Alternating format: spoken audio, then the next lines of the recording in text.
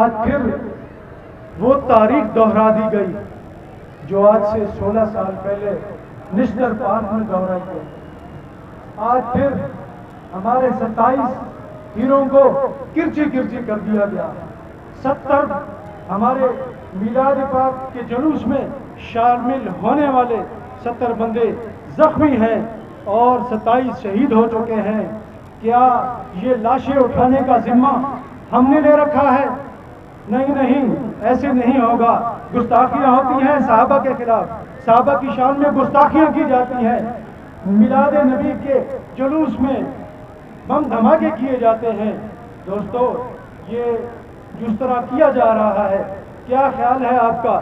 16 سال پہلے جو بم دھماکہ ہوا تھا جس میں نشتر پارک میں آپ کے اور میرے پیر شہید فرید الحسین کاظمی شہید ہو گئے تھے، کیا اس کے بعد یہ جلوس رک گئے تھے؟ اس سے بھی زیادہ بڑے ہیں۔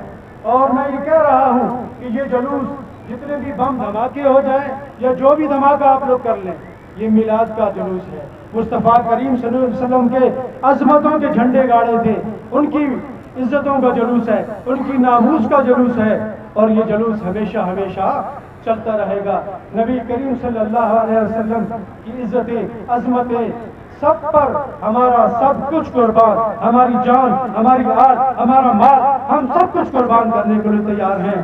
ہم میلاد مصطفیٰ مناتے ہیں، ہم میلاد مصطفیٰ مناتے ہیں، کوئی غلط کام تو نہیں کرتے۔ مصطفیٰ کریم صلی اللہ علیہ وآلہ وسلم کے میلاد کی خوشی مناتے ہیں۔ یہ خوشی تو رب نے بھی بنائی ہے، صحابہ کرام نے بنائی ہے۔ حضرت عباس رضی اللہ تعالیٰ عنہ حضور کریم صلی اللہ علیہ وسلم کی ولادت کی باتیں اپنے گھر میں بیٹھ کے اپنے خاندان والوں کو سنا رہے تھے۔ اچانک آقا نامدار مدنی تاجدار حضور احمد مصطفیٰ محمد مصطفیٰ صلی اللہ علیہ وسلم تشریف لاتے ہیں اور فرماتے ہیں کیا کر رہے تھے آپ لوگ؟ تو عرض کرتے ہیں یا رسول اللہ آپ کی ولادت کی خوشیاں منا رہے تھے۔ حضور صلی اللہ علیہ وسلم نے فرمایا تمہارے لیے جنت واجب ہو گئی ہے، تم میری میلاد کی خوشیاں منا رہے ہو۔